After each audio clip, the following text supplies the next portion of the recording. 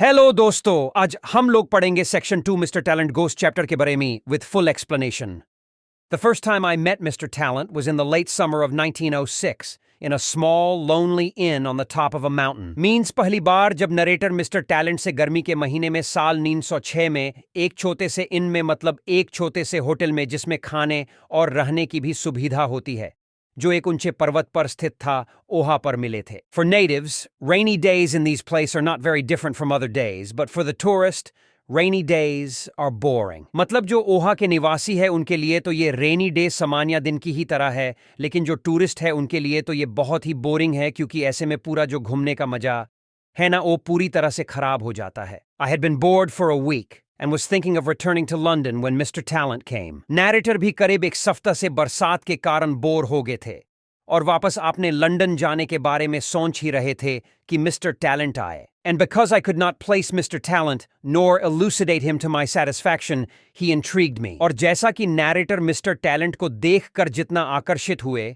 उस तरह से वो उनको पूरी तरह से नहीं समझ पाए, नहीं परख पाए.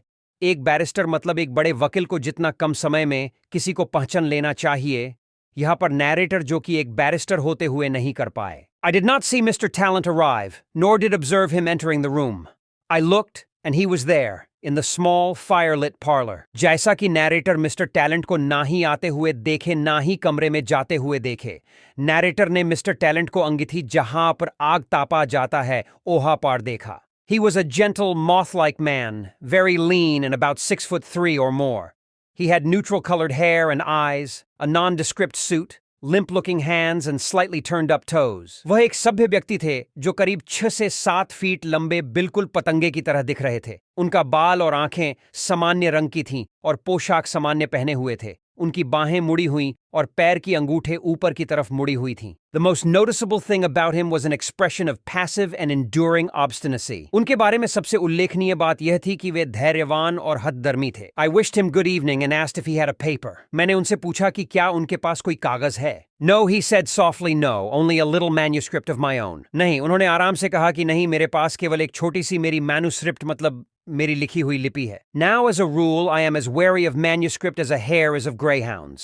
Having once been a critic, I am always liable to receive parcels of these for advice. स्वाभाविक रूप से मैं मैन्युस्क्रिप्ट से उतना ही डरता हूं जितना कि एक खरगोश उन शिकारी कुत्तों से डरता है.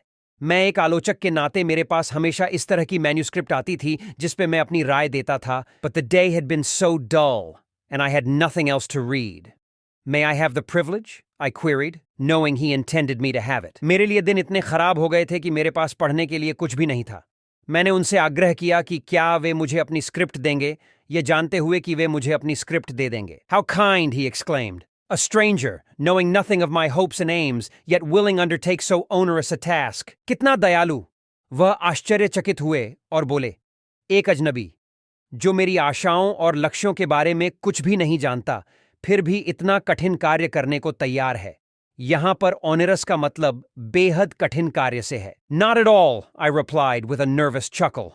I think, he murmured, drawing near and, as it were, taking possession of me, looming above me with his great height, it might be best for me to read it to you.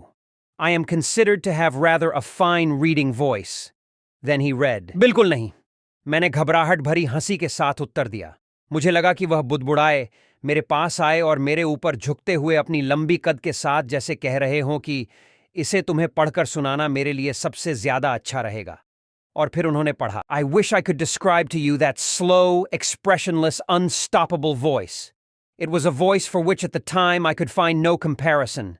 Now I know that it was like voice of the loudspeaker in a dull subject. मैं चाहता हूं काश मैं आप लोगों को उस धीमी, अभिव्यक्तिहीन, बिना रुके लगातार आवाज का वर्णन कर पाता. यह एक ऐसी आवाज थी जिसकी तुलना मुझे उस समय नहीं मिली. अब मुझे पता चला कि यह किसी नीरस विषय पर लाउड स्पीकर की जैसी आवाज थी. At first one listened. I took in all the first 6 chapters, which were unbelievably dull. I got all the scenery, characters, undramatic events clearly marshaled. I imagined that something would happen. I thought the characters were going to develop, do fearful things or great and holy deeds. But they did nothing. The book was flat, formless. पहले एक को सुना. मैंने जो first 6 chapters को सुना वे सभी अविश्वसनीय रूप से खराब थे. सभी दृश्य, कैरेक्टर्स और जो अनड्रामेटिक इवेंट्स द मुझे पूरी तरह से ऐसा लगा जैसे एक तरह से सजाई गई हैं। मुझे लगा जैसे अब कुछ घटेगा। मैंने सोचा कि अब कोई भयावह और अच्छी चीजें होंगी, परंतु ऐसा कुछ भी नहीं हुआ। ये तो बिल्कुल ही बिना सिर पैर का था, मतलब पूरा बकवास। He always said what one expected him say. His slow, monotonous voice went on without a pause, with the terrible tirelessness of a gramophone. I tried to think of other things, but he read too distinctly for that. I could neither listen to him nor ignore him.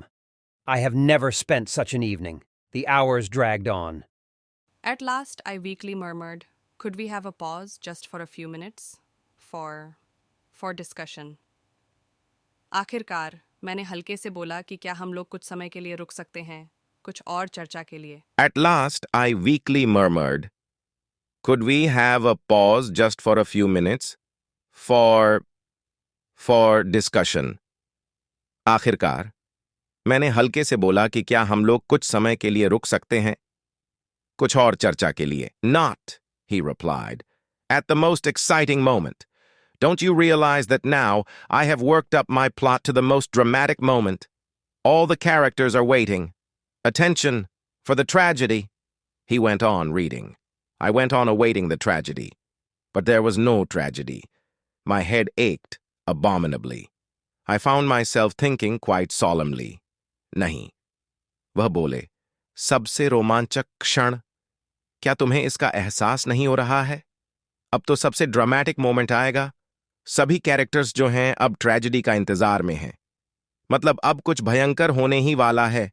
उन्होंने पढ़ना जारी रखा और मैं बस किसी रोमांचक tragedy के इंतजार में था, लेकिन ऐसा कुछ भी नहीं हुआ। मेरा सिर दर्द से कराह गया। मैं काफी सोच में पड़ गया। If the maid servant doesn't bring supper soon, I shall kill him. Suddenly, the reading stopped.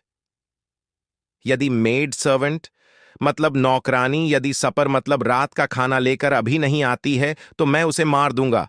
मतलब नरेटर बहुत ही बोर हो चुका था, उसे काफी गुस्सा आ रहा था। तभी उन्होंने पढ़ना बंद किया। "She is bringing supper," he said. "Now we can have a little discussion. Afterwards we'll finish the manuscript."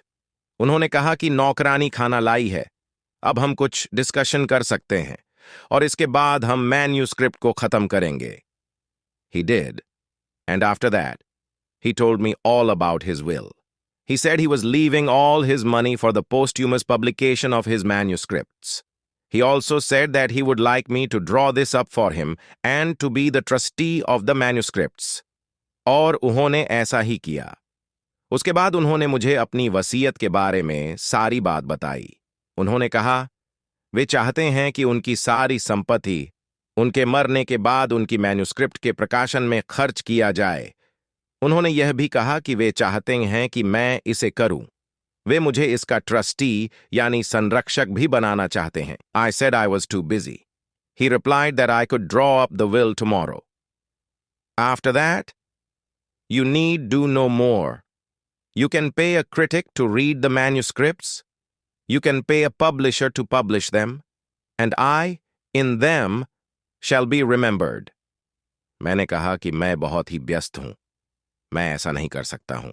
तब उन्होंने कहा कि मैं कल के ही दिन यह वाशीहत आपके लिए ला दूंगा। उसके बाद आपको और कुछ नहीं करना होगा। आप बस एक क्रिटिक मतलब जो स्क्रिप्ट को पढ़कर उसमें जो भी सुधार करना होता है ओ ही करता है को कुछ पैसा देकर आ सकते हो और फिर पब्लिशर को पैसा देकर उसे प्रकाशित करा लीजिएगा और फिर मैं इसके माध्यम से याद किया जाता रहूंगा। He added that if I still had doubts as to their literary worth, he would read me another. I gave in. Would anyone else have done differently? I drew up the will, left an address where he could send his stuff, and left the inn. उन्होंने फिर मुझे कहा कि मुझे अगर कोई भी doubts मतलब कोई भी संदेह है तो वे मुझे दूसरा स्क्रिप्ट पढ़ देंगे। जैसा कि मैं बिल्कुल ऐसा नहीं चाहता था, मैंने हामी नहीं भरी क्योंकि मैं समझ चुका था उनकी साहित्य के बारे में। उसके बाद मैंने एक वाशीहत बनाई और एक एड्रेस दिया जहां पर वे अपनी सारी स्टफ मतलब जितनी चीजों की इसके लिए जरूरत होंगी वे सारे चीज उस एड्रेस पर भेज सकें। और उसके बाद मैंने उस सराय मतलब उस होटल से चला गया।